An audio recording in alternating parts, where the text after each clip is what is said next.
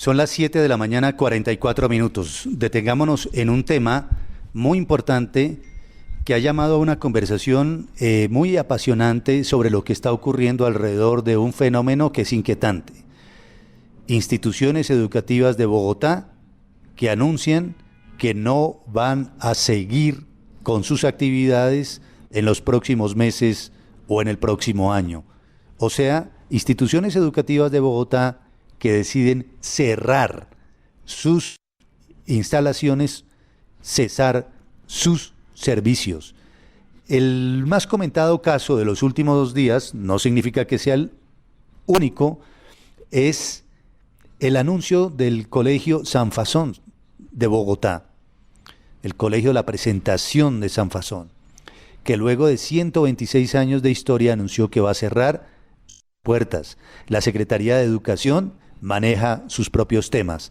¿Qué es lo que está pasando? Cerrando los colegios en Bogotá,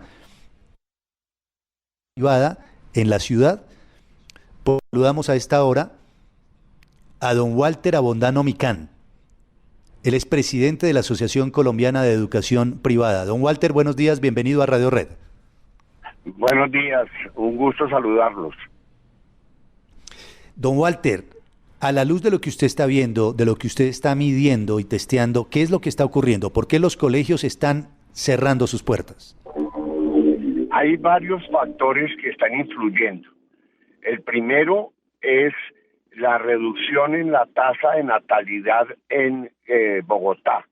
Antiguamente el promedio de hijos por mujer era superior a 3, en este momento no llega a 1.2. Eso significa que hay menos estudiantes, menos niños que desean entrar a la educación privada. Y ese es un factor que veníamos analizando con mucho detenimiento desde hace algunos años y que sabíamos que iba a generar este tipo de problemas.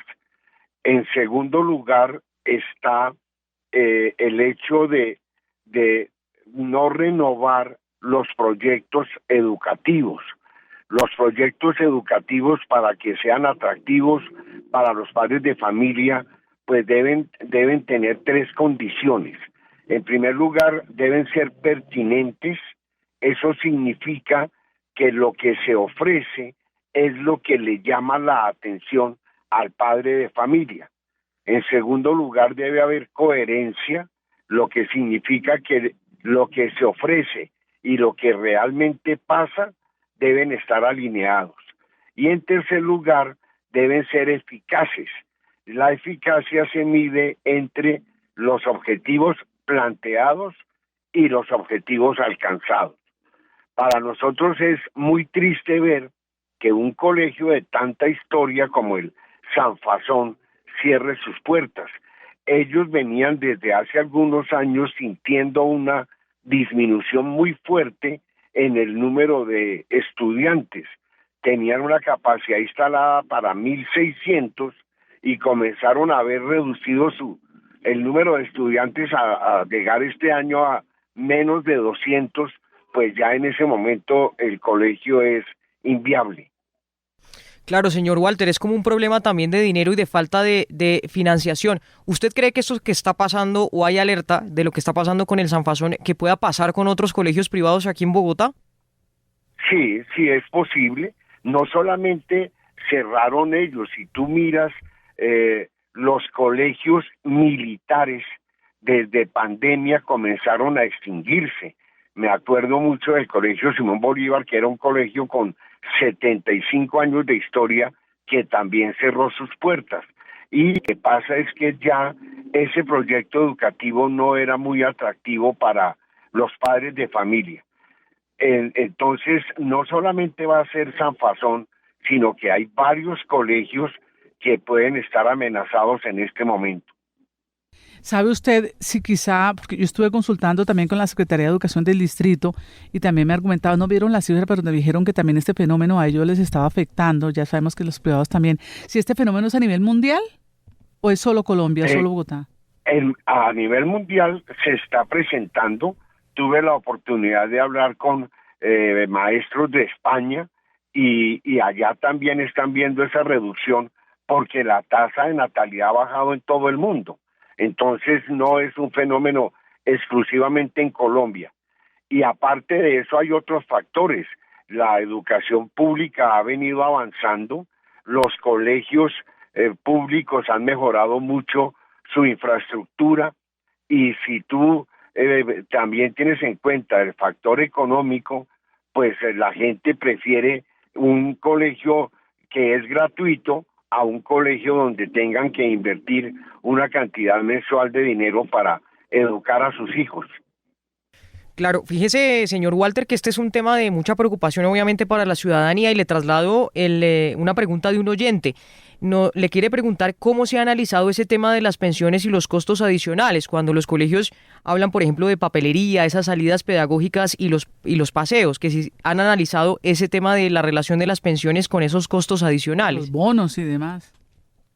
El Ministerio de Educación ha sido enfático desde hace varios años en qué se puede y qué no se puede cobrar a los padres de familia.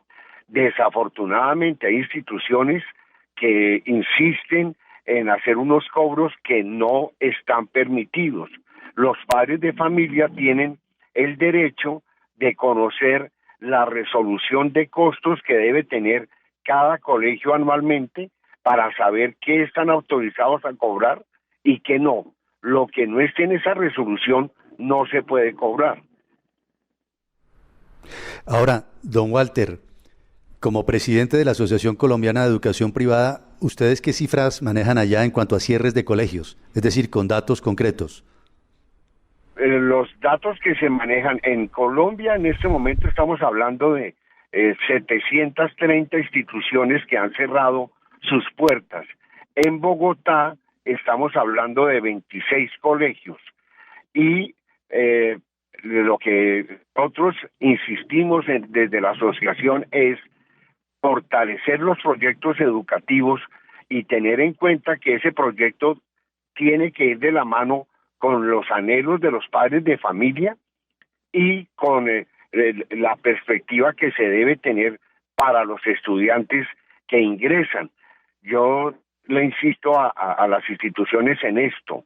Cuando tú recibes un estudiante en el día de hoy, año 2024, tú no tienes que estar pensando en qué le voy a enseñar hoy, sino qué le debería trabajar al estudiante para que dentro de 11 años esté siendo egresado del colegio. ¿Y qué mundo le va a esperar en 11 años? Pues eso es lo que tenemos que prever, y por eso hay que estar actualizando los proyectos educativos. Eso me parece tremendamente interesante, ¿sabe, don Walter Abondano? Quiere decir que eventualmente tiene que modernizarse, adecuarse, no sé cuál es la palabra exacta, el modelo educativo, incluso el pensum, ¿verdad? Con un poco más de pertinencia en relación con los tiempos que estamos viviendo, ¿no? Por supuesto, yo no le puedo enseñar al niño hoy lo que yo enseñaba hace 20 años, porque ya no va a tener ninguna utilidad. Yo tengo que estar pensando en el mundo que le va a esperar en 11 años. Imagínate, con la llegada de la inteligencia artificial se está previendo que muchos puestos de trabajo se van a perder, pero muchos puestos de trabajo se van a crear. Y entonces lo que necesitamos es irlos preparando para esa realidad que van a vivir en el futuro.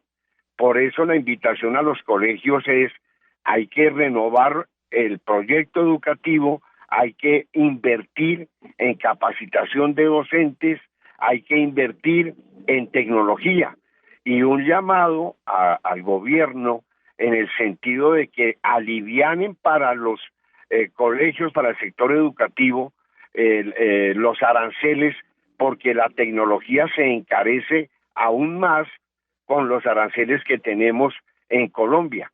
Un computador que puede costar en el exterior 1.000.000 de pesos, aquí queda costando 1.800.000 por toda esa carga tributaria que tienen al importarlo. Lo mismo con equipos de laboratorio, lo mismo con todo el proceso de material didáctico que hay que tener para ser pertinentes en educación. Ahora, otros educadores muy reconocidos, como el profesor Julián de Zuviría, vienen denunciando desde hace años que muchos estudiantes colombianos salen de los colegios quizás aprendiendo algunas cosas elementales generales, pero con nula comprensión, por ejemplo, nula comprensión de lectura, aprendiendo muchas cosas de memoria, pero en el momento de enfrentarse a un texto o a cosas de la vida cotidiana que requieren un análisis o un raciocinio un poco más juicioso, pues tienen dificultades. Por allí podría haber, digamos, la posibilidad de reorientar el sistema, el modelo o el pensum. Claro, ten en cuenta una cosa, la reforma a la educación se dio en el año 1994 con la ley 115. Si tú haces cuentas, ya llevamos 30 años de esa ley. Desafortunadamente, ni siquiera se aplicó en su totalidad. Te doy un dato. En la ley hace 30 años quedó establecido que no podían haber jornadas mañana y tarde, que tenía que haber una jornada única. Y todavía persistimos en la jornada mañana y tarde en el sector oficial. La reforma curricular también se dio hace 30 años.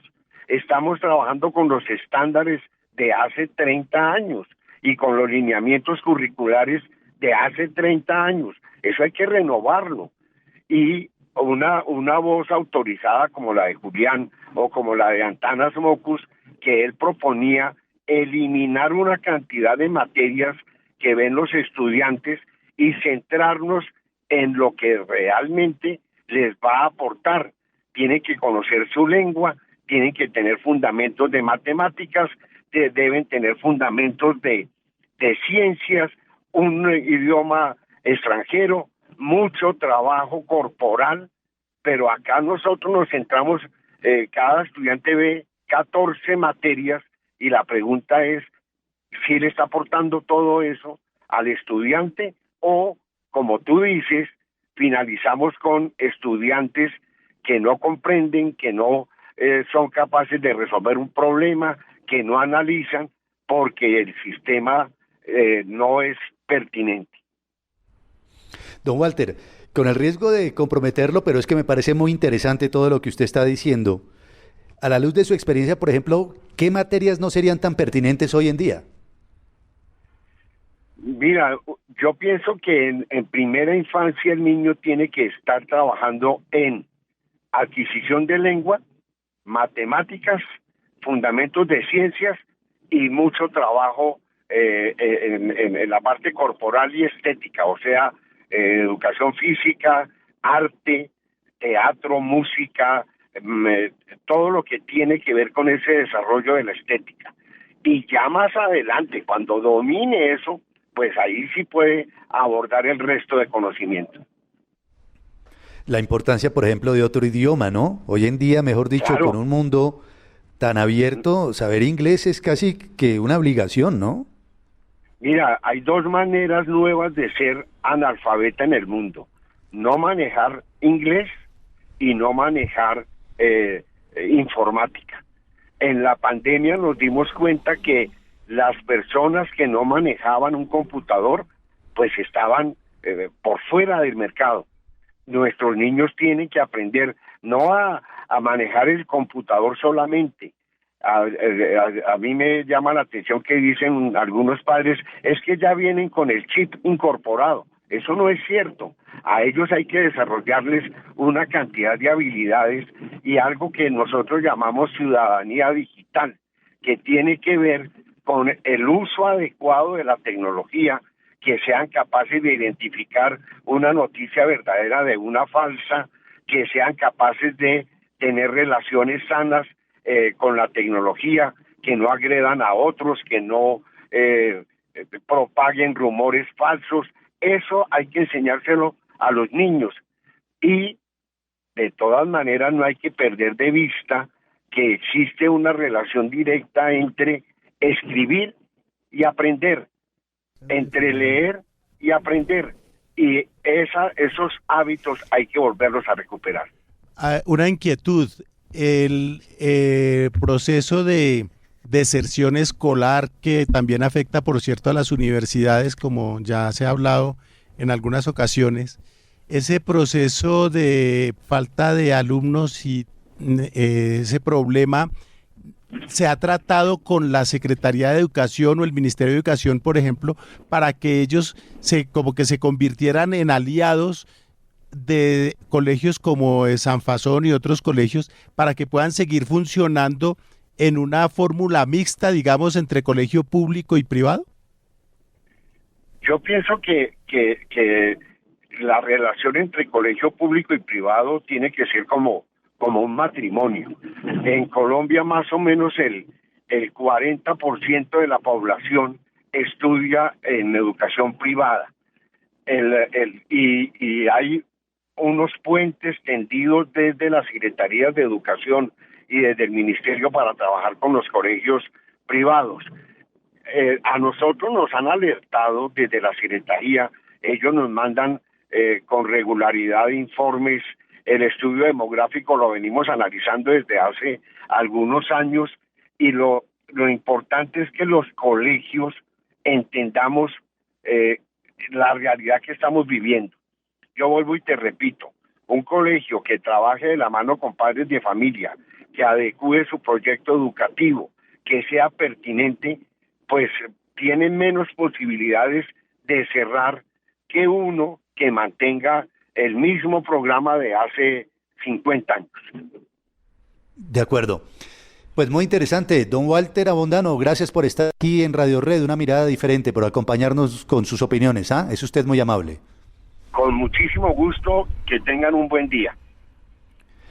Lo mismo para usted. Es presidente de la Asociación Colombiana de Educación Privada. Qué interesante lo que hemos escuchado, porque es una radiografía muy clara, muy concreta de lo que está sucediendo. ¿Por qué están cerrando los colegios en Bogotá? Porque hay reducción en la tasa de natalidad en Bogotá, claro, como una de las causas, pero porque no hay una adecuación entre los objetivos que se trazan muchos colegios y lo que se aplican. Es decir, hay impertinencia de los planes educativos que están llevando a que definitivamente se esté dando una transformación en el modelo educativo. Fuera de eso, falta financiación de parte del gobierno, ayuda, digamos, para algunos colegios. Pilas a las cifras, ¿no? Juan, 730 colegios han cerrado sus puertas en Colombia y 26 en Bogotá.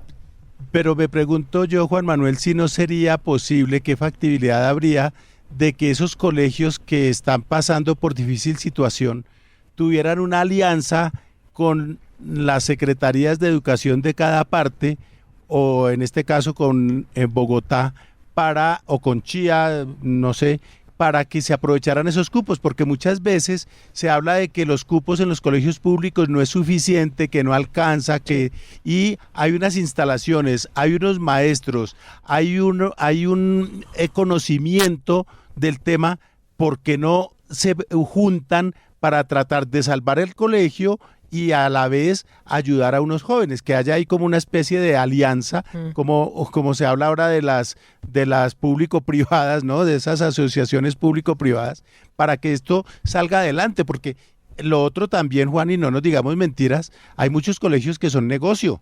Y hay que decirlo que hay que pagar claramente. Dinero y tal. ¿No? Sí. Y pues claro, cuando el negocio no es rentable, pues como con cualquier negocio que hay que cerrarlo, pero es que la educación debería tener un trato distinto por tratarse justamente de la juventud, de la niñez a la que toca sacar adelante. Claro, al final sería salvar ese colegio. Claro, claro.